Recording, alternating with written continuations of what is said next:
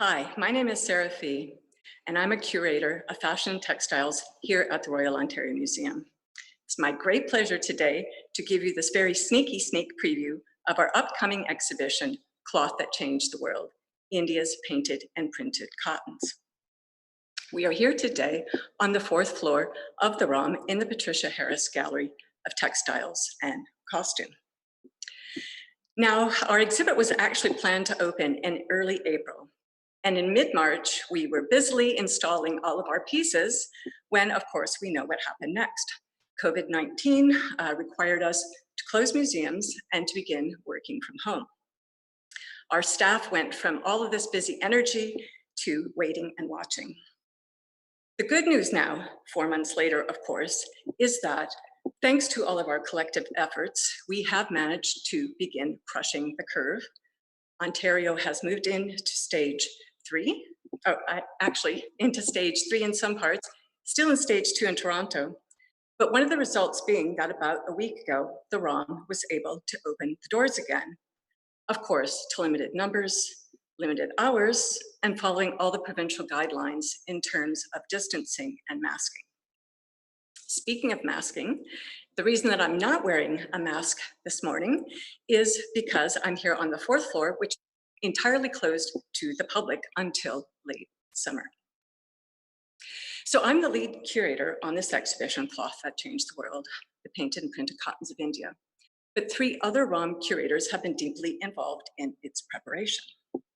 They include Dipali Diwan, who is our senior curator of South Asian visual art and culture, Alexandra Palmer, who is my co-curator of global fashion and textiles, and Deborah Metzger, who is the ROM's assistant curator of botany. Now, you might wonder what a botanist was doing on the curatorial team, but I think if you look behind me at one of our splendid painted cottons from India that I'll be talking more about, you will see it is covered in floral elements, some of which art historians have not been able to identify. So I'm going to actually let Deb, who's here with me today, say just a few more words about her role in it, as she will also be participating in our brief tour today of our exhibition. Now, the reason that Deb is also not wearing a mask and I'm not wearing a mask is because we're actually in the same family bubble. If we were very good colleagues at the start of our project, actually now about 2 or 3 years ago, we became very good friends, and so we are in the same social or family bubble. So without further ado, I will introduce you to Deb Metzger, who will introduce herself briefly. Hello, everyone, and welcome to this wonderful sneak preview of the Cloth That Changed the World. I'm very privileged as a ROM botanist to be part of this incredible team.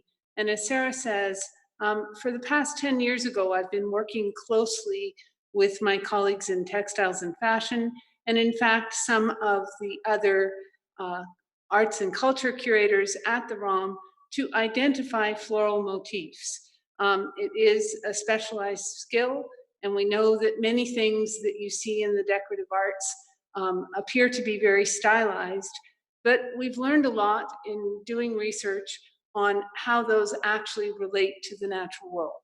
So I've been very lucky to be the natural history curator on this exhibition, and out of this association has actually come a second exhibition, Florals, Desire and Design, which we will tell you more about at the end of our tour. So I look forward to later giving you a chance to look up close and personal at some of the motifs that we find on these spectacular pieces. Here's Sarah. So as I mentioned, the ROM opened its doors to its permanent galleries, and we, as of last week, just started the completion of installing this exhibition, Cloth That Changed the World. So what I'll be doing for the next 30 minutes or so is showing you some of the highlights of the pieces that we've been installing, and also asking you to use a bit of imagination to imagine what will be coming next.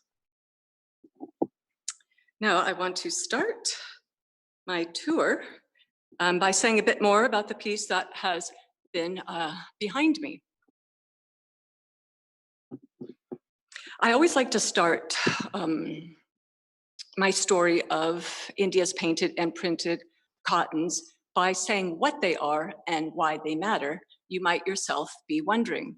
Now, they are also known by another name, Indian chintz, and I may be using that term on and off today to speak to them, and I will have more to say about why it's called chintz. Now, why these are extraordinary works is that rather akin to how China controlled the technology, the production, and the export of silks for thousands of years, India, in its turn, for thousands of years, perfected, mastered, and were the world's largest exporters of colored cottons.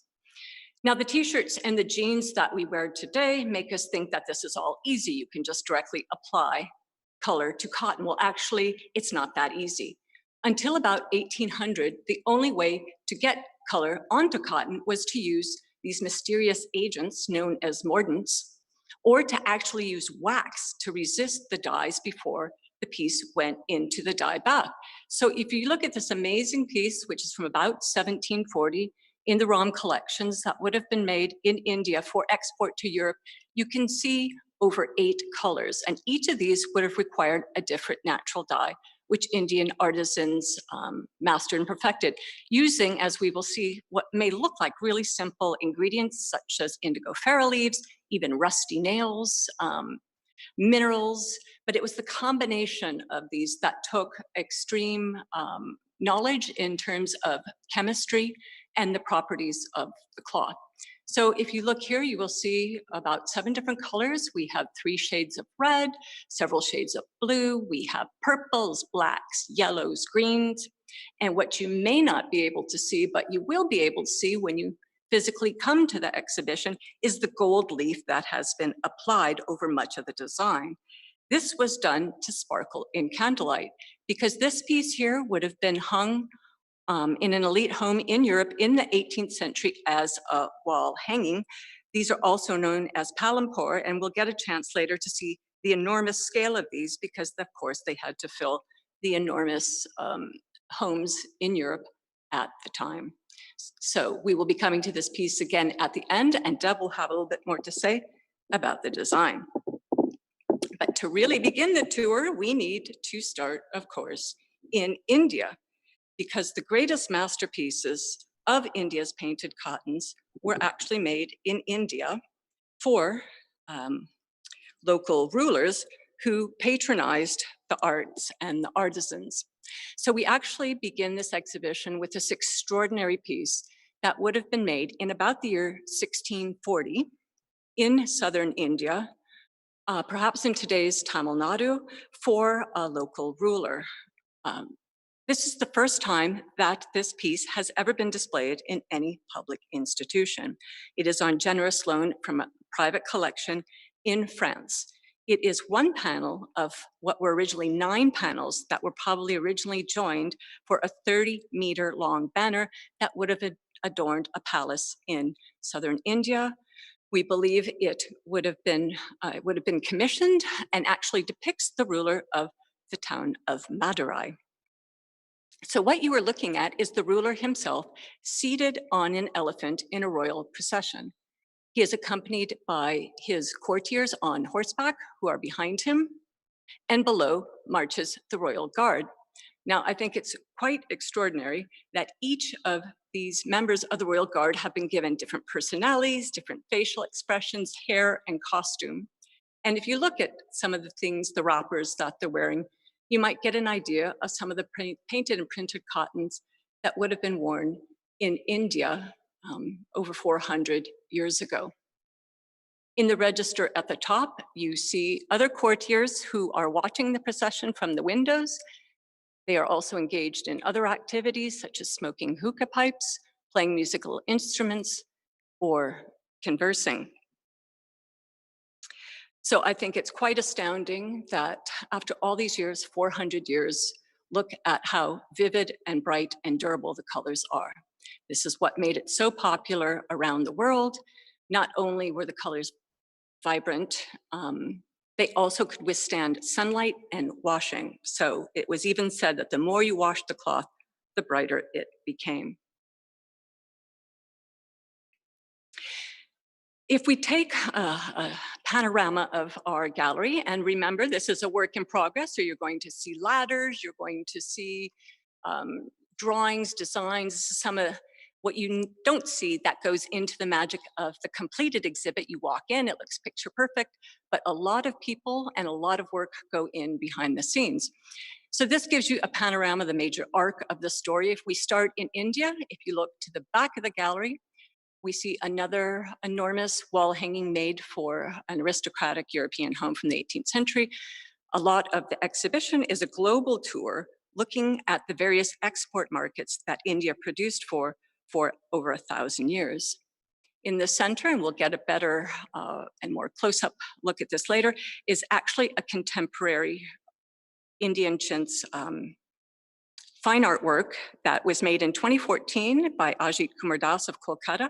We're going to see how Indian chintz is not only an ancient art and an art loved by all the world, but it's a living art that's been undergoing exciting innovations in the past 10 or 20 years, both in terms of fine art and contemporary fashion. So I will walk as slowly as possible. One of the cruel ironies of history is that the oldest pieces of India's painted and printed cottons are not found in India itself. The monsoon rains of India, of course, are not very conducive to preserving organic materials. Instead, older pieces, like the one we just saw, that is from a French collection, have been found overseas in the places to where they were exported. So it may not surprise you to hear that the oldest pieces of India's painted and printed cottons have actually been found in Egypt, where the arid climate, of course, is much more conducive to preserving all sorts of ancient objects. And thousands of these fragments have come out of Egypt. Now, the ROM has a collection of about 30 of these archaeological fragments, again, painted and printed cottons made in India that were exported to Egypt. We've chosen a sample of 6 of them, and I will come up a little bit closer so you can see them better. Now, these range in date from about 1250 to 1450.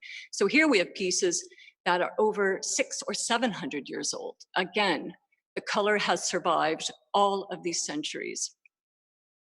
We know these dates because we had several of these pieces carbon 14 dated, and they are very close to what other museums have found for dating. You can also begin to see what Indian chintz is, that already this long ago, many of the design and color patterns were already in place and being developed. So if you look at the top piece, and let's see if we can zoom in a little bit, which dates to the 15th century. This is a piece that would have been made using blocks. Now, there were 2 basic ways to apply the color and pattern to the cotton that Indian artisans either invented or perfected. The first way, and that's illustrated by the piece we're looking at now, were carved wooden blocks. So you would take your carved wooden block, you would dip it into either the dye agent or wax to resist the dye bath, and that was the basic means. Or if we look at this piece below, you could use what is known as a column pen. It is actually a bamboo shaft that is wrapped with cotton, and you dip that into your material, and then you use it like a pen to draw the design. We can see the design influences already that are starting to develop. The love everywhere for plants and animals that would continue for hundreds of years, thousands of years, and into the present day.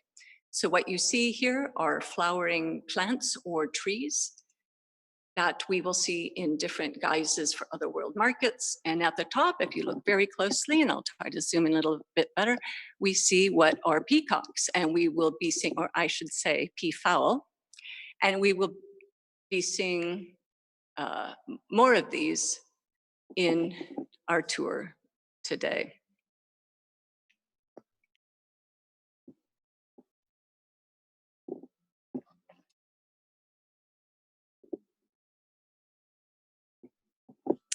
Now, if the oldest market was in Egypt, actually one of the biggest international lovers of Indian chintz was maritime Southeast Asia, or what we know today as Indonesia. Until about the year 1700, many of the spices that we depend on, mace, nutmeg, cloves, even some varieties of cinnamon and pepper, could only be found in Indonesia. In fact, in these tiny, small islands to the east of Indonesia. So what happened is all the world flocked to Indonesia in search of these spices. Mighty empires arose in Sumatra and Java that controlled and acted as intermediaries with all of these international merchants for the spices. Now, as it happens, what both the kingdoms, the empires, and the spice gatherers themselves wanted in exchange were Indian textiles to a large degree. So what all these world merchants had to do was first go to India and buy the textiles to take to Indonesia to exchange for the spices. But they couldn't just take any kind. Indonesians had their own very precise design and color combination tastes. So what you're looking at here is an 18th century enormous wrapper, about the same size as the wall hangings we've been looking at for the European market, that would have been worn as ceremonial dress by an elite, a nobleman, or perhaps even a ruler in Sumatra or Java. Now, it's hard to appreciate the piece from this distance, but when hopefully you can come and see it in person, you can see the exquisite detail that has been done using the techniques of the wax resist that I've talked about, drawing with wax and then submerging to get this very fine detail in white, or applying the dye agents to get these amazing reds. Now, very few of the motifs in this piece are exactly identical. This is a virtuosic piece, which probably greatly added to its value. And like the pieces we have seen, would have taken artisans, up to 10 different artisans, specialized artisans. There were different people to, first of all, spin the cotton, to weave the cotton, then to apply either wax or dyes, the dyers themselves, the beaters, the washers. It would have taken several months to complete this piece. Now, here is your first exercise in imagination. I want you to imagine what will be hanging in these cases behind you. And that is a very different type that was also made for export to Indonesia. These were for the smaller communities that resided often inland in the mountains of interior Sulawesi. They desired a very different type. They wanted narrow banners with designs closer to the Egyptian ones, with very bold graphic animal, vegetal, and floral designs on them. They used these banners in ceremonial context too. They hung them from ancestral homes. They used them to wrap ancestral offerings or to dress elders during ceremonies.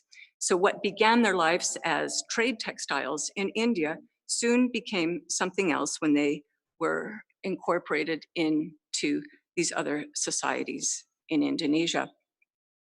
I just want to mention and thank Banu and Jivek Parpia of Ithaca, New York, who are the lenders of this beautiful piece that you are looking at.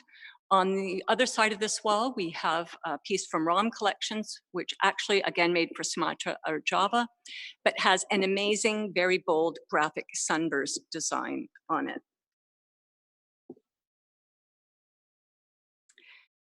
Now, I'm going to take this opportunity of scale, and Deb, maybe I can ask your help to go stand next to this piece just so you can see the scale and grandeur of these wall hangings or palampur made in India in the 18th century for export to Europe. And Deb can take advantage of the fact that we are closed and still in the middle of installation to actually get up very close and personal with this piece. What's also quite amazing about this piece, again, how the color, this again would be from about the mid 18th century, so about 1750, is how the color, our yellows, our greens, our reds, our purples, are all as vibrant as the day they were made. Interesting about this piece too, of course, is the really extreme global design fusion. Now, Deborah will be explaining a little bit more about how we identify some of these pieces, which exact market in Europe they may have been made for. We know this one was likely made actually for the Dutch market for several reasons: the profusion of the color red, which the Dutch loved, and also, if we can see the design here, and I'm gonna walk up to get us a little bit closer. If you look closely, you can actually see that a lot of the motifs are neither Indian nor European in origin, but they're actually Japanese. We see prunus and pine. We see some birds that actually may be eagles of Japan featured here. And this was because the Dutch at the time monopolized trade to Japan and had themselves acquired this great desire to have the artworks of Japan and to also have them made elsewhere in order to decorate their homes and also dress themselves. So this is, of all the world collections, one of the one that best illustrates the Japanism that was already starting in the Netherlands in the 1700s. Now, some of you might wonder about why the ROM has this amazing collection. And actually, the bulk of it dates to an amazing donation that was made in 1934 by Harry Wern. Now, Harry Wern was a British textile designer who started his career in Alsace and then ended up in New York.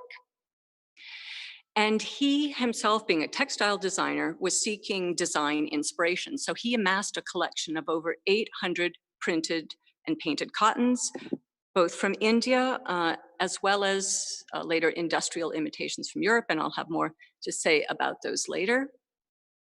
After he passed away unexpectedly in 1929, his widow sought a good home for them where she hoped they could be appreciated by a wider public. And so she wrote almost out of the blue to the ROM director at the time, Charles Corelli, and offered the collection. And it has been with us ever since. So many of the pieces that you're going to see in our exhibition came via this very generous donation in 1934.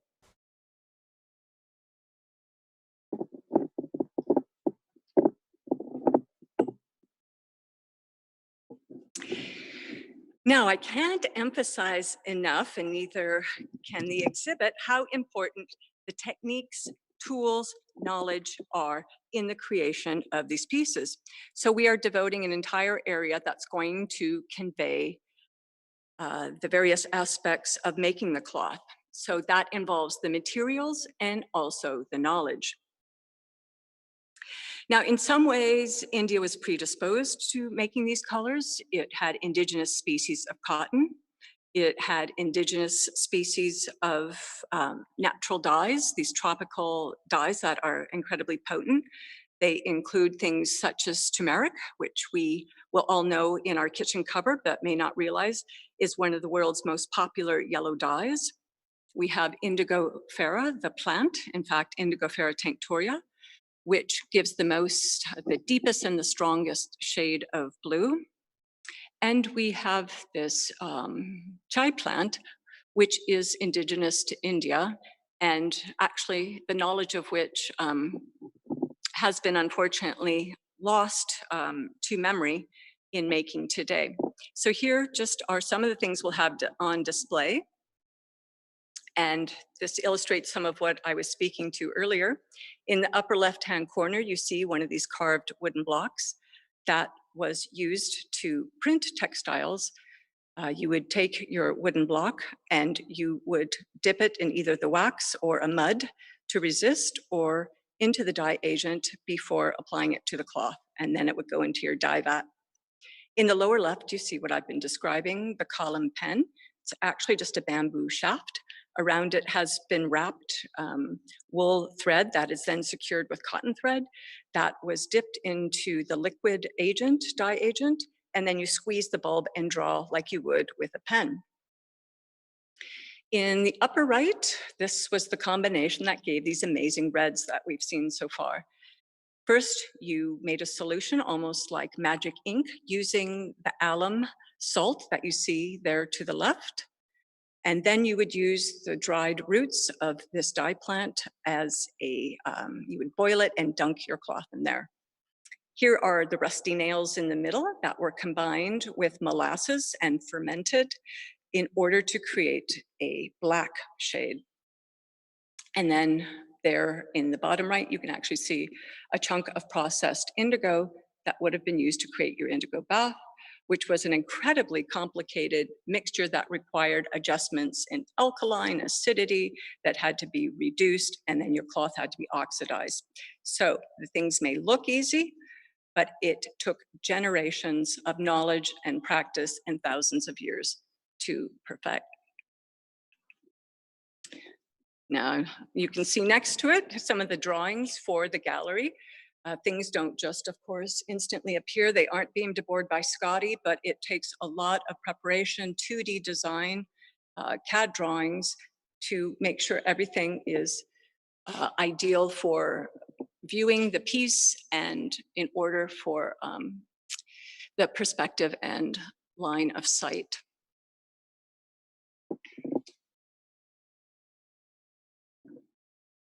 So we've seen the oldest global market in Egypt. We've seen one of the largest markets, which was Indonesia. And now, continuing on in Asia, we're going to see what was one of the longest lasting markets, and that was Iran. Hundreds of thousands of pieces were traded into Iran, usually overland from India. Now here again, you can see a very different aesthetic than what we've seen for what was made for Indonesia or what was made for Europe or Egypt. These are pieces that would have likely been used as wall hangings. Some art historians believed the type on the right might have been used as prayer mats, but the cotton is so delicate that they might not be the case.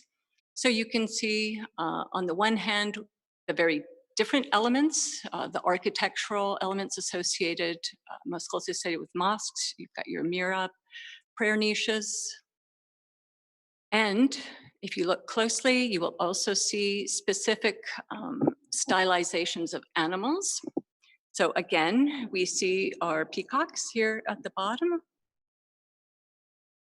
rendered in a rather different style. We see an emphasis on the cypress tree rather than the other types of tree that we have seen, and that Deb will be telling us more about.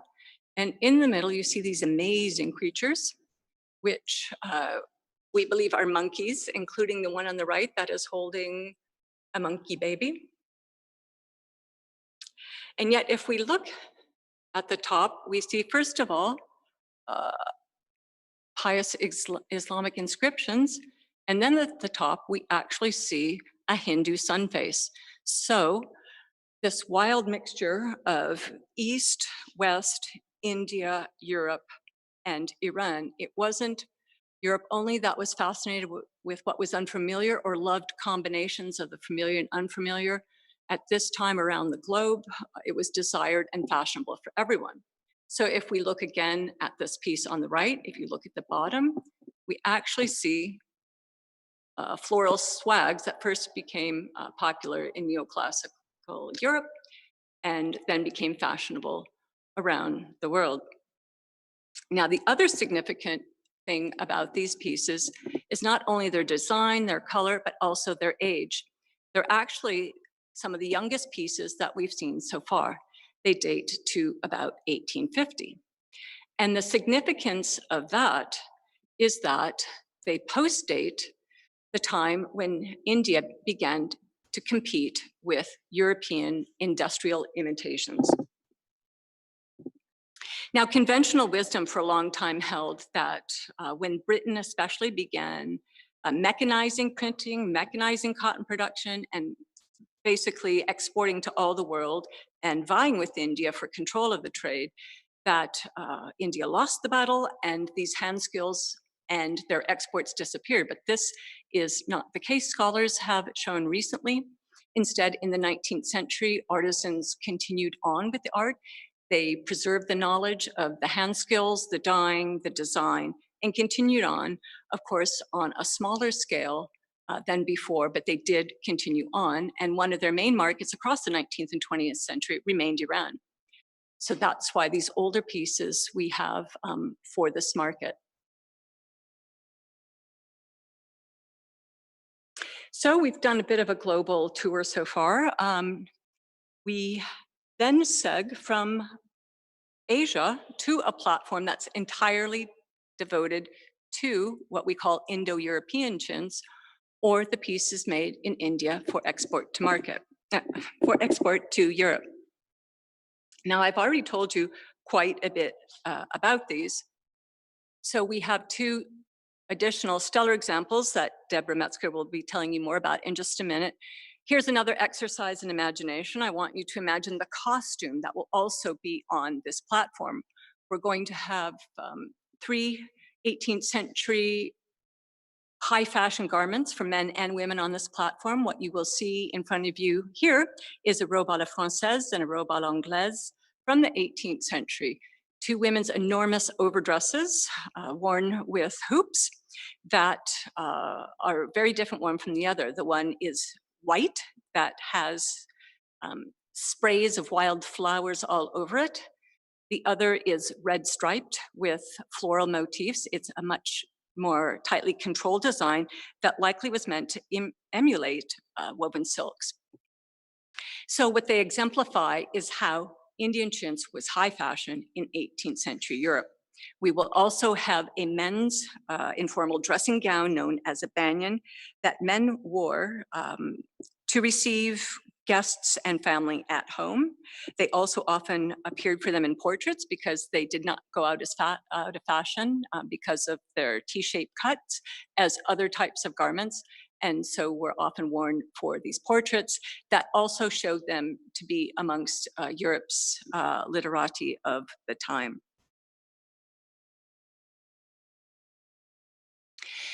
So Daniel Defoe famously wrote in about 1702 that Indian chintz had first invaded our homes, and indeed it first came to Europe as a furnishing fabric for walls. Europeans not only covered their walls with it, they covered their beds, and beds at that time had bed curtains and canopies and covers.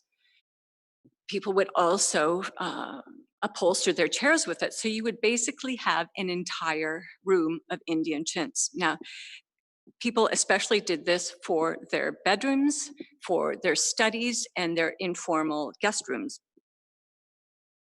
So what Daniel Defoe says, it crept off of our walls and onto our backs. It went from being a fad for furnishing to actually being a costume fashion. And the big shift came in about 1650. Now, earlier I had said that all the world went to Indonesia for its spices. And Europe joins this quest in 1500, begins sailing directly first with the Portuguese, followed by the French, the Dutch, and the English, also to Indonesia in search of these spices. They arrive, they learn the same thing, that if they want to get the spices, they first need the Indian textiles. So then they're sailing to India to get the textiles, to then get the spices, to take back to Europe where they made enormous profits. But all this began to change in the early 1600s when chintz became fashionable and more lucrative than actually spices. So by 1650, it had switched. The East India companies were bringing more Asian textiles back to Europe than they were spices and making much more money. And I'll have a bit more to say about the consequences of this.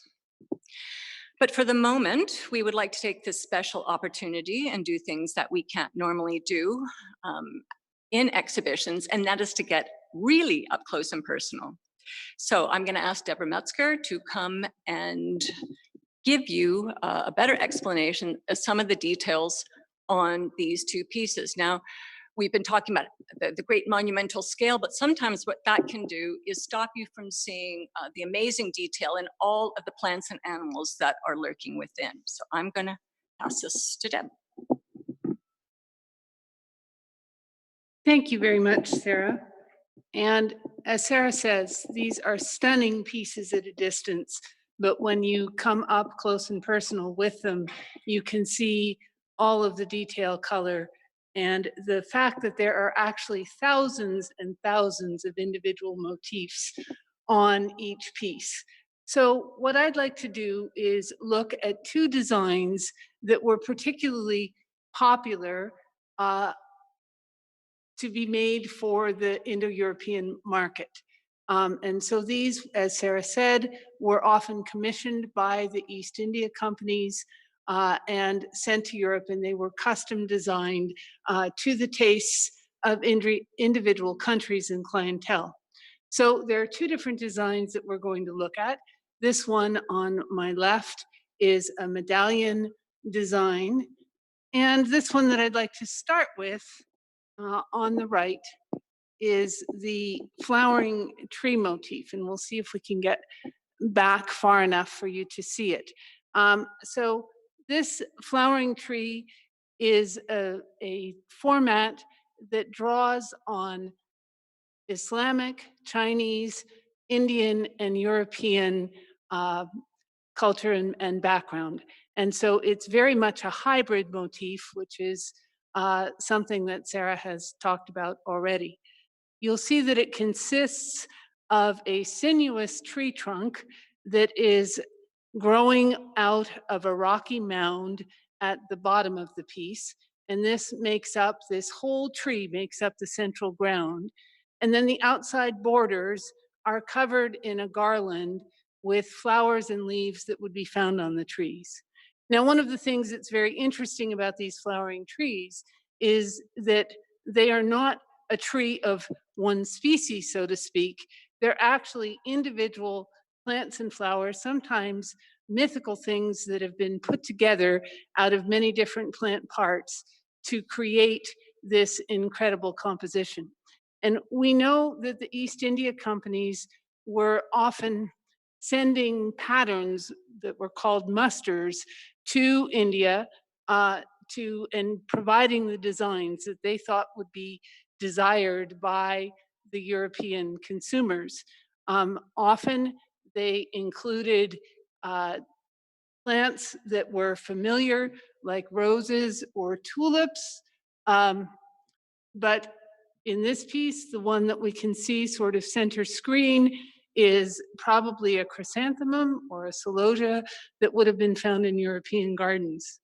But we also know that they often said that they wanted the Indian artisans to do fancies of the country, designs that were just completely different from any European flowers and were things that were purely fanciful. And this piece certainly fits into that category. Now, if I can lean back a bit, you'll see that the leaves actually look like palm trees, and we often call this informally the palm tree Pelempore. I'm going to try to zoom in on one of these in the middle, and you'll see that this leaf is actually like the top of a palm tree. And you can see if we zoom in even more that there are individual leaflets all in different colors. So you've got a long compound palm leaf that looks like it's divided in half. Oops, we went a little bit too fast there. At the tip of that palm motif, the plume that extends out is probably meant to look like um, a flowering branch on a palm tree. Let me just see. This is a little tricky. And at the base of the palm, next to the stem of the leaf, you'll see what these dangling structures that are actually like palm fruit. So when we look at pictures of real palms, that's actually what we look like. These are completely stylized, and everyone on the piece is different, but it's inspired by something that was very real. So let's look at another flower. This one here, again, I will call very fanciful. It looks like 7 or 8 different segments joined together in the middle. And you can see that they kind of look like little clams or Pac-Men that are all together. And you would think that this was entirely imaginary. In other places on the piece, and I don't know whether I can zoom up for you to the very, very top, it looks like we've got fireworks exploding in the flower next to the birds. And in fact, there is a real plant that these may have been inspired by. It is called the Indian almond, and or sterculia is the Latin name, and it grows in India and other tropical regions. And I would conjecture that many of these plants, these flowers, though entirely fanciful, have been inspired by some of these things that grew in India. And on this piece, they've taken this same motif and reinterpreted it in many different ways. So, nestled among these amazing flowers that we can see and leaves, there are also a lot of animals, usually found in pairs. And for this, I'd like to acknowledge my colleagues in natural history, many of whom have been involved in helping to identify these things. And just as an aside, before I discuss our lovely grinning lions, how do we go about that? By looking at references and comparing to illustrations at the time, and also looking to many photographs and getting a sense of what was growing in India, what was popular in Europe, and trying to identify what we think we see or a likeness of it. So center screen here, you see two grinning lions wearing crowns. Lions actually were and are native to India, but in fact, these lions are probably inspired by the Dutch, the crest of the Dutch Republic, which appeared at the time in the 1700s on many of the coins that were in distribution with trade around the world. Above the lions, you can see the peafowl that Sarah has been mentioning. The peafowl is the name of the bird species, and the male here on the right has its tail feathers outstretched, and to the left of him is the peahen, the female, strutting nearby. The peacock has great religious significance for many different religions, and that's why we see it depicted so often. If we move over on the other side, focusing down here, you'll see two deer, a doe in the front and a buck in the back. Let's see if I can zoom in a little bit for you. And these we have able to use field guides from India and found that there actually is a spotted deer that is native to India that looks just like this. And we can tell that both by the red coloring and by the alignment of the spots on the back. Next to the deer, we have some ducks swimming on the water. And if you look closely, in the white ground on the back, there are actually fish swimming in the pond. I'm sorry if that's going in and out of focus. One of the ways that we have dated this piece is by looking at the dress on some of the humans that appear in it. And all around this rocky ground, there's this incredible pairing of different kinds of animals. There we have some sheep. And if we go way up, we'll try to have a steady arm. If we go way up into the tree, you can see a pair of Indian flying squirrels in outline. And these we know are very much the same as the Indian flying squirrels that you find today.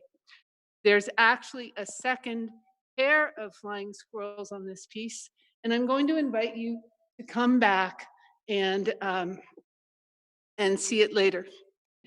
Very quickly, looking at this second piece, the medallion, this is something that the style is drawn from Islamic art, as you would find on a carpet. And in the middle, once again, if we zoom in, we see our lion wearing a crown. This tells us that this was probably for the Dutch market. And this piece differs from the other one. It has many, many mythological creatures on it. So very quickly, we see a phoenix, the bird of the firebird of rebirth. There are unicorns that surround the lion in the middle. And down at the bottom is a qilin. This is a chimera, an animal that is composed of many different kinds of animals. And it's a mythological Chinese creature that has the antlers and the hooves of a deer, the scales of a dragon, and the tufted tail of a lion. Around the outside of the piece, there are many, many islands of animals. And in the interest of time, I'm going to invite you to come back and look at those, and I'm going to give it back to Sarah. Thank you, Deb. You see that there is much to look forward to and that you can spend a lot of time just looking at each individual piece. Now, this is the least developed of our platforms that I will show you here. It's called The Consequences of Desire. So I won't spend much time here today, but as an exercise in imagination, I will tell you what the consequences of desire are, and this relates to our exhibit titled The Cloth That Changed the World. Now, if all of these design influences from around the world came to play in India, India in turn highly influenced the textile arts and industries around the world. Everyone tried to imitate it, to emulate it. So for hundreds of years, you have people in Egypt, in Japan, in Thailand, in Indonesia, all doing their own local versions of it, handcrafted. So we'll have on display in the back, in the cases that you now see purple, some examples of batiks from Indonesia, which are handcrafted textiles. And some of their design and techniques can be traced back to Indian chintz and the heavy influence of Indian chintz on the arts within Indonesia. We also tell the story of Indian chintz's articulation with the Industrial Revolution. We'll have on display 3 pieces that speak to the mechanization, industrialization that took place in Britain and in France in the 18th century to imitate Indian chintz, and the social and economic consequences of mechanizing production and also synthesizing the natural dyes that I spent a lot of time talking about. From about 1850, Europe managed to synthesize India's red dye, alizarin, and by the 1890s, it's indigo, so that these colors could be instantly applied to cotton. And while, of course, everyone celebrated that at the time, we now know what the environmental cost of these toxic dyes are and what overconsumption and overproduction is doing to our planet today. So we will briefly touch upon all these consequences of global desires for cotton fashions. There is hope, of course, and what we're going to talk about as well is some of the grounds that have been made, the ground that has been gained in recent years towards sustainability and the return to natural dyes, organic cottons in the fashion industries in India and around the world. So that is our consequences of desire, which in a few weeks from now will look very beautiful. So we're coming to the end of our tour today, our walk around the gallery and around the world. I will just stop at 2 more pieces as we move back to the exit. I can't stop myself from stopping on this amazing piece, which is another Indo-European Indian chintz. I had promised to explain to you that term chintz, and now is a good time to do it. Our English word chintz actually comes from an Indian term. It probably comes from the Hindi chint, which means speckled or spotted. So as many of you may associate it with the word chintzy, it's worth explaining that. The term chintzy actually came to the English language in the 19th century. It's attributed to the author George Eliot from about 1851. By this time, English chintz, the industrially manufactured version, had taken over global markets and had become very cheap and affordable, which is why if you think of printed cottons, you may think of Laura Ingalls Wilder from a very poor Midwestern family, how they were able to afford it. And that's because it had been begun to be industrially produced by Europe. It became so inexpensive that it became associated with something shoddy or gaudy. And it is not associated with the Indian originals, which again you see here. This is another 18th century wall hanging made for a elite home in France. We know that because the design is very closely based on a print by Jean Barin, who was court designer in Paris to Louis XIV. And Barin designed everything from interiors to theater costume. But the Indian artisans in making this piece and seeing the print have shaken it up and made it something actually a little bit different. They added the black and white checkered floors here. They moved the birds around and added some species that are likely Indian species. So I couldn't stop myself from sharing that piece. We began in India, and we devote this final platform again to India and to contemporary India. Now, as I mentioned at the beginning, Indian chintz did not die out due to competition from the Industrial Revolution. Instead, it is a living art. Not only is it a living art, but in the last 10 or 20 years, it's been undergoing amazing, exciting revivals and innovations by a handful of textile artists and fashion designers. So on this platform here, we're going to have 4 chintz artworks. What you are looking at right now is a fine artwork by Ajit Kumar Das, as I explained, who's based in Kolkata, who has spent the last 20 years or so experimenting with using paintbrushes together with the column pen to make these works. Now, this is one of several in his Stone series, and it actually recounts his personal struggles and journeys at the start of his career when he had a family to support and wasn't making much money from his art. So this is these impossibly stacked boulders that look ready to fall, speak to his anxiety and struggles at this time. If you look up closely, you can see the amazingly fine brushwork. All of these are natural dyes. We will also have virtuoso pieces by Abdul Jabbar Khatri of Kutch, Gujarat, who works in the printing tradition, by Renika Reddy, based in Bangalore, and also by Chitara Chandrakant of Ahmedabad, each working in very different styles. Now, what you don't see again, because these will be the last things to be installed, are the costume. There are a number of fashion designers in India who are using this heritage textiles, mostly block printed. And we will have designs by Good Earth and 1111. These are 2 firms that have dedicated themselves to promoting the use not only of hand printed or painted textiles, but also natural dyes. A final case, you may be wondering, where's Canada? Well, we're going to be representing Canada by 2 famous design and distribution companies, Sarah Close, that operated from 1970 into the 1990s, and Maywa Handprints of Vancouver, that is still in operation today. So bear with me, and I will bring myself back again. There we are.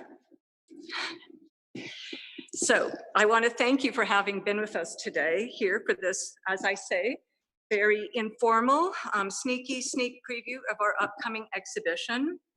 For more information on the opening dates, which we plan for late summer, and we hope to keep the exhibition open for 1 year to allow more visitors the opportunity to come in and get up close and personal themselves with the objects.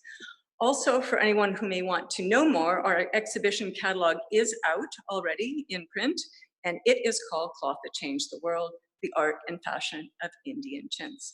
Now, I'm just going to turn it over for our final farewell to Deborah Metzger, who's going to tell you about an exhibition that she has curated that is on exhibit now and that you can see now in the historic wing of the ROM.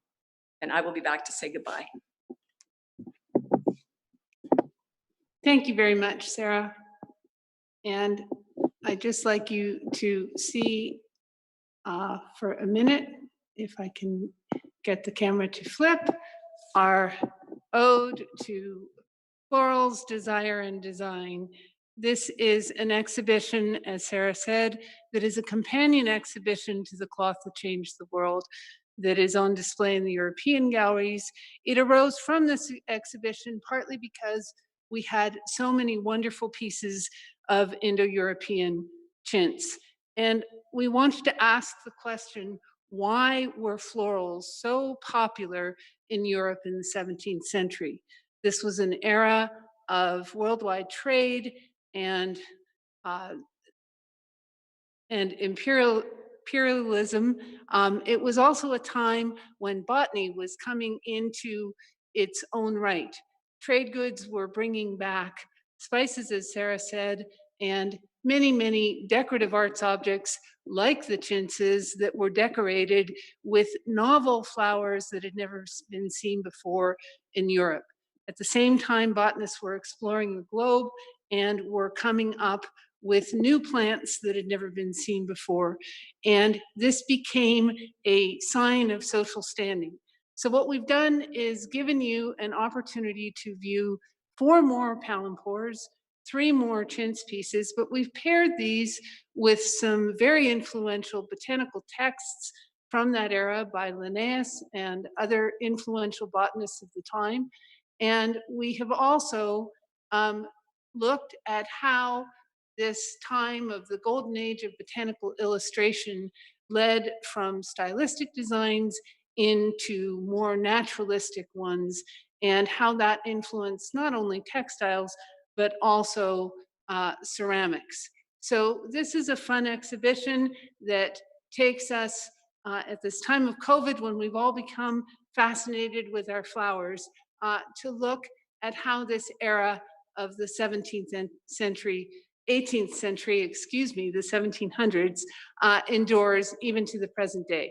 So I'm going to bring Sarah back, and we would like to say goodbye, but also to encourage you to come and explore both of these exhibitions and get up close and personal to what has been created by these magnificent Indian artisans. And we're going to try to flip the camera. There's Sarah there, and I will come and join her. Here we are. And there we are. Excuse our technological difficulties here. Thank you so much for joining us. For this very informal tour, as we indicated, but we hope it has given you some teasers of what you will see when you can come and when we have opened. So as I said, do please keep checking back to our website for the opening date. We also want to thank the Toronto Star for having given us this opportunity. And we want to thank the perseverance of our exhibit team. We number over 12 people of different skills, who have all dedicated an amazing amount of energy and perseverance to seeing this through. Thanks to our lenders. Thanks to all of you. Stay safe, and we hope to see you soon here at the ROM. Thank you. Thank you.